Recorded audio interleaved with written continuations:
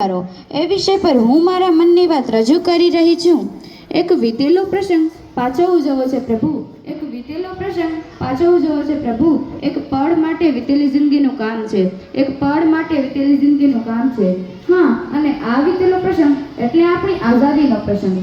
અને આ આઝાદીના અવસરને સુવર્ણ અક્ષરોએ લખનાર આપણા પૂજ્ય બાપુને કેમ ભૂલી શકાય? તો શ્રાપત સમયના તેમના વિચારો રજૂ કરતા અંશો રજૂ કરવા જઈ રહી છું. તો આપ સર્વે શાંતિથી સાંભળો તેવી મારી નમ્ર વિનંતી છે. અત્યારે ઘણા મહામાનવો ઈશ્વર તરીકે પૂજાય છે. જ્યારે આવા મહામાનવો આપણી વચ્ચે હોય છે ત્યારે આપણે તેમની મહાનતાના દર્શન થતા હોય છે. અને નર મહાત્મા ગાંધી પણ એવા જ મહાપુરુષોમાંથી હતા કે જેમણે મનુષ્યના ચરિત્રને સૌથી વધારે મહત્વ આપ્યું છે. સમાજનું મૂળ એક મનુષ્ય છે.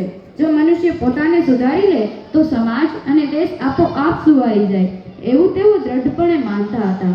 અત્યારે ઉપદેશ આપનાર લોકો ઠેર ઠેર જોવા મળશે, પરંતુ નર મહાત્મા ગાંધી એવા હતા કે જેઓ કંઈ પણ કહેતા પહેલા દરેક વાતને પોતાના જીવનની કસોટી પાર કરતા હતા.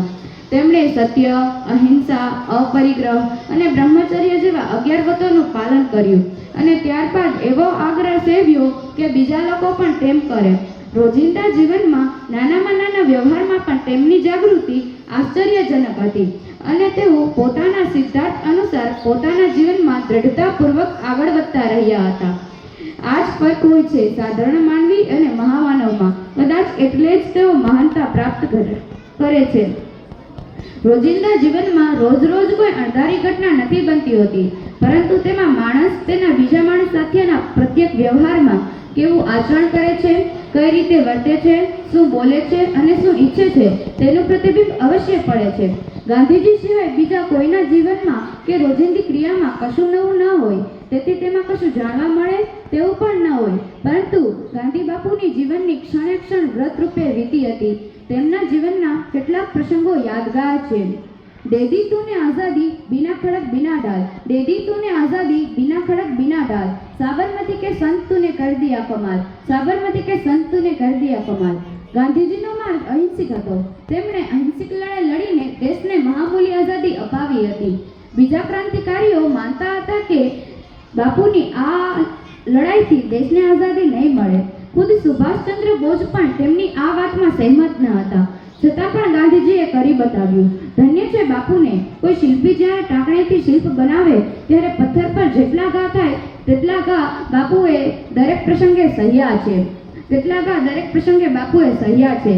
અને ત્યારબાદ સર્જાયું બેનમોન શિલ્પ વિરાટ, એટલે કે આપણા મોહનદાસ કરમચંદ ગાંધી, જેમણે સત્ય અને અહિંસાના ટાંકણે પોતાના આત્માનું શિલ્પ પ્રગટાવ્યું છે.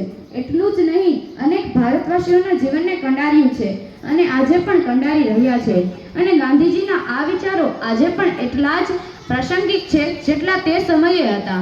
અને રાજનીતિ માટે તો જાણે ગાંધીગીરી એ મંત્ર જ બની ગયો હોય.